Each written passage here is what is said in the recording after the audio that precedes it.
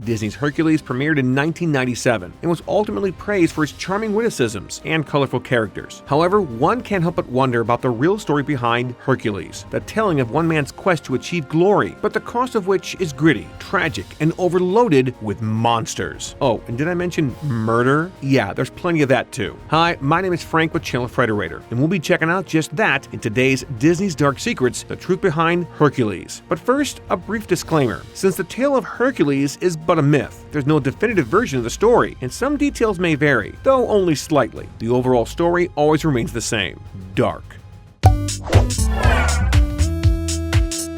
A demigod is born. As implied, many key details of Hercules' mythology were changed to better suit Disney's G-rated audience. Hercules is not the son of Zeus and Hera, as explained in the Disney movie, but rather the son of Zeus and Alchemy, the woman we actually see raise him in the 1997 film. As it turns out, Hercules is a demigod for one simple reason: a one-night stand. Zeus is well known throughout the heavens and earth for his many infidelities, and as a result, he's fathered hundreds of illegitimate children. That's right, hundreds. He gets around. To make matters worse, Alchemy is unaware at the time that it's the great god she is with, because Zeus is disguised as her husband, Amphitryon. So you can imagine her confusion the next day when the real Amphitryon returns home from war. Right off the bat, it's pretty obvious why Disney reworked this part of the myth, and simply made Hercules the son of Zeus and Hera, had him kidnapped by Pain and Panic, abandoned, and found later by his adopted parents. But because Zeus's infidelity is such a crucial component to the original story, several other aspects had to be changed for their version to make sense. Characters were removed, revised, replaced, or added, as in the case of the Muses, Pain and Panic, Pegasus, and many more. In fact, Pegasus actually belonged to Perseus, not Hercules. He was also born of Gorgon blood, and not of the clouds. Anyway, in regards to his upbringing, Amphitryon isn't just the stepdad of Hercules, but he's the king of Thebes. Therefore, Hercules is actually from Thebes, and not Mount Olympus. He also has a half-brother named Iphicles that we never see in the film. Iphicles is born just seconds before Hercules, in a double pregnancy, which can really happen, as crazy as that may sound. Since Iphicles is the actual son of Amphitryon, it is clear that Hercules belongs to the gods, and that makes Alchemy afraid for her life.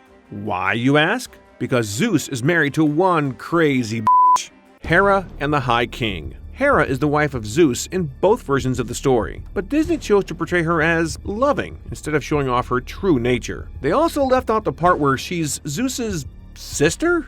What? I know! Anyway, Hera is an extremely jealous wife, which doesn't pair well with her husband's lifestyle. If she catches wind that a child is born by Zeus, then she seeks out to destroy that mother and child at any cost. Needless to say, she frickin' hates Hercules from the start. So Hera forms a diabolical plan to eliminate Hercules from her life. That's right, Hera is the bad guy, not Hades, as depicted in the film. It's mommy dearest. No wire hangers! You know, from that movie. Anyway. Now, as a descendant of the great warrior Perseus, Hercules is next in line to rule as High King over Mycenae. This meant that he would soon rule over two kingdoms that dominated modern-day Greece. Of course, Zeus is caught gloating about it, and so Hera sets out to prevent Hercules from coming into power. She deviously convinces the goddess of birth to deliver another descendant of Perseus, 2 months premature, the cousin Eurystheus. At the time, the goddess tries to prevent the birth of Hercules for as long as possible, but is quickly outsmarted by the servants. Unfortunately, Eurystheus is born first and becomes High King. He eventually joins up with Hera to become the bane of his cousin's existence for an entire decade. This period is known as the 12 Labors of Hercules, and it serves as the central point in Disney's Hercules, to an extent anyway. Hercules versus Heracles. It's important to note that Hercules isn't the hero's real name. It's Heracles. Hercules is actually the Roman version of the name. Ironically, Disney chose the Roman name, most commonly used in the US, but kept the other names as their Greek versions. What's even more confusing is that Heracles wasn't the original name of the mythology either. Our hero is born Alcides before he earns the name Heracles at 8 months old, which ironically means glory of Hera. Anyway, in Disney's Hercules, we see a baby get attacked by Hades' henchmen, Pain and Panic, in the form of 2 deadly snakes. Without hesitation, the child ties the 2 in a knot and plays with them. According to the myth, this actually happened, but the snakes were sent by Hera, not Hades. It was a test to see whether or not the child really was a descendant of Zeus. Zeus. Obviously, there was no devilish henchman involved in the original story, but the child's ability to overcome these snakes proved that he cannot be vanquished so easily. So, Hera starts biding her time and building an army of monsters that she hopes will one day destroy Hercules. Yep, Hera truly is the OG of evil stepmoms. Meg and the inciting incident. Disney paints a portrait of Hercules feeling excluded from society because of his freakish strength, but it is actually quite the contrary for our young hero in the original tale. Hercules has no problem with being socially accepted. In fact, he's so popular that he fathers 50 children by the time he's 20. No doubt following in his father's footsteps. Although it's unclear if Hercules knows Zeus is his father during his youth, or when he discovers this information. We do know that he's aware of his supernatural strength at a young age, and since demigods are pretty common in Greek mythology, his powers came as no surprise to anyone in the city. In fact, they're what made Hercules so popular in the first place. So, if fitting in wasn't the problem, then what was? Well, originally Hercules marries a princess named Megara. Sound familiar? His love interest in the movie named Meg. Hercules and Megara have 2 children and live a happy life together, which in turn makes Hera very angry. One night while relaxing at home with his family, Hercules blacks out, and when he wakes up, he discovers the blood of his wife and children. As horrifying as that may seem, that's it for Meg in the original story of Hercules. She's barely present at all. Afterwards, Hercules exiles himself from the city of Thebes and travels to find the Delphic Oracle so that he may require about a penance for this horrible crime. The Oracle tells Hercules that all will be forgiven if he serves the High King, and as an added bonus, he'll be granted immortality. So his goal was never to become immortal and join the gods, but to seek out atonement for the murder of his loved ones. It's pretty deep, and maybe too dark for a children's audience, so we see why they made his goal to find where he fits in. Something closer to what all kids face, and frankly, all adults too, rather than to seek vengeance for his family's death. Zero to hero. Let's talk about the trials of becoming a hero in regards to the myth. Once Hera hears that Hercules seeks out atonement, she visits Eurystheus with instructions explaining what to do upon his arrival. Since the snake incident, Hera has prepared 10 trials for Hercules, with claims that he will be dead after the first. These trials mostly consist of the monsters for the very occasion. Quick side note, this part of the story is referred to as the 12 labors of Hercules, because 2 trials were ultimately discredited and thus 2 more were added. It's a real pain. The first trial is the Nemean lion with the pelt of steel. Not literally, but the pelt is so strong it's impenetrable. After a rough 12 days of hunting, Hercules eventually chokes out the lion, skins it, and wears its pelt as armor. In fact, Disney hid an Easter egg in the film to pay homage to this part of the story by showing Hercules briefly wearing the pelt of Scar from The Lion King. The second trial is the deadly Hydra, and Disney manages to capture the events of this battle pretty closely, with the exception of a few details. For instance, Hera is the one watching over the fight, not Hades. Also, the most difficult aspect of the fight is left out of the film. Hercules has to hold his breath the entire time because the Hydra is just that poisonous. When the creature dies, Hercules dips his arrows in the blood and takes the poisonous arrows along for the rest of the journey. These arrows end up becoming a pretty iconic weapon in the old lore. There is also the aid of his nephew, Iolaus, the son of his half-brother Iphicles, as well as the aid of Athena, who gifted Hercules a sword just moments before the battle. Oddly enough, it's worth mentioning that Athena, in a way, plays the role that Zeus did in the film, as a concerned guardian. Athena watched and rooted for Hercules since the day he was born. Not to mention, she's the goddess of war, so that's gotta be the coolest sister ever. Hades and the Fates. Hades is Lord of the Underworld in the original tale, though he's no fast-talking businessman voiced by James Woods. He's not exactly spiteful over his position either. Unlike his Disney counterpart, Hades accepts that this position is the job that must be done. Hades makes an appearance in the original story of Hercules, but it's a pretty minor role in comparison to the film. We won't list every trial in the story, but let's take a look at the last one. As the final trial of the 12 labors of Hercules, the hero travels to the underworld to conquer the 3-headed hellhound, Cerberus.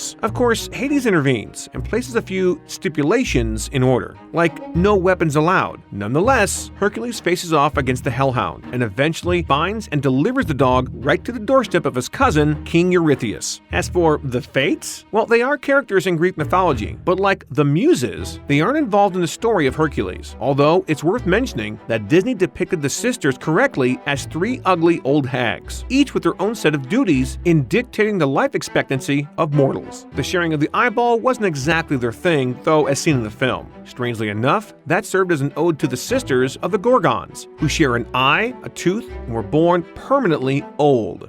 Yikes!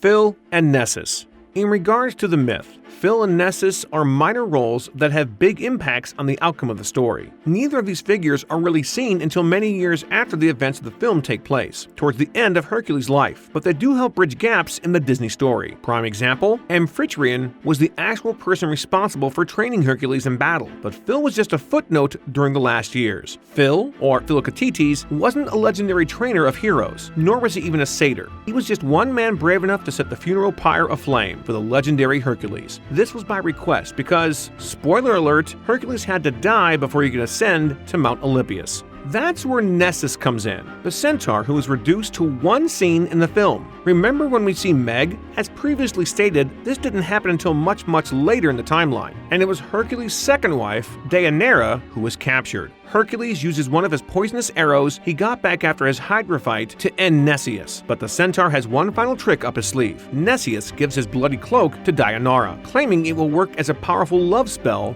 worthy of making Hercules forever faithful to her. Deianira is none the wiser when she eventually throws the bloody cloak upon her husband, and eventually sends him to his death. Nessus, that clever bastard, knew the Hydra poison was in his blood, and that said poison-infused blood, or something covered in it, would kill Hercules should it be placed upon his flesh. So, accepting his fate on his own terms, Hercules travels to the peak of Mount Oda, builds his own funeral pyre, and asks a passing young shepherd by the name of Philoctetes to help a brother out. This obviously does not happen in the film. In Disney's version, Hercules rescues Meg and defeats Nessus by eventually knocking him out. No deadly cloak, no funeral pyre, Immortality, and Mount Olympus. In both versions of the story, Hercules winds up saving the day, ascending to Mount Olympus, and marrying a lovely woman. What more could you want? However, the journey to Mount Olympus and the characters involved are almost completely different. The happy ending we see depicted in the film doesn't happen until after his rather gruesome death, and obviously, Meg wasn't there by his side. Instead, in the original story, Hercules marries one of Hydra's daughters upon his arrival in Olympus by the name of Hebe, the goddess of youth, and Hera and Hercules are finally on good terms by the time he dies. This takes nothing short of Hercules saving the heavens to be considered okay by Hera's standards. Hades isn't around to free the Titans as he does in the film, but as it turns out, the Titans have parents. Their parents send giants to attack the gods as revenge for locking away their children. To make matters worse, these giants can only be slain by the hands of a mortal. So Hercules shows up to save the day, and it's kinda hard to hate someone after they saved your life.